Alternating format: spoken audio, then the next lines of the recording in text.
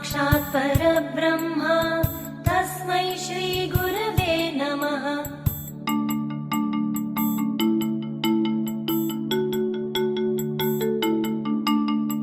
वटविटपि समीपे भूमिभागे निषण्ण सकलमुनि जनानां ज्ञानदातारमारात् त्रिभुवनगुरुम् ईशम् दक्षिणामूर्तिदेवं जनन मरण दुःखच्छेददक्षम् नमामि।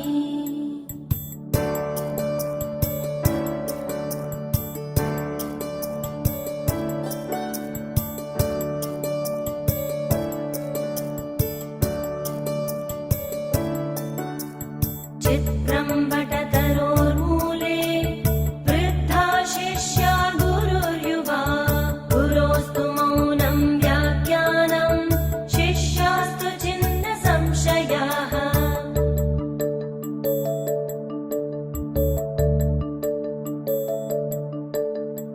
ॐ नमः प्रणवार्थाय शुद्धज्ञानैकमूर्तये निर्मलाय प्रशान्ताय दक्षिणामूर्तये नमः।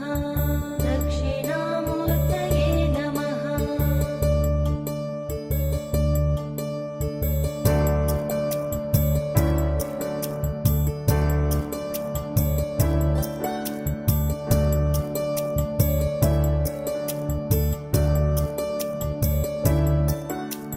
निधये सर्वविद्यानां भिषजे भवरोगिणां गुरवे सर्वलोकानां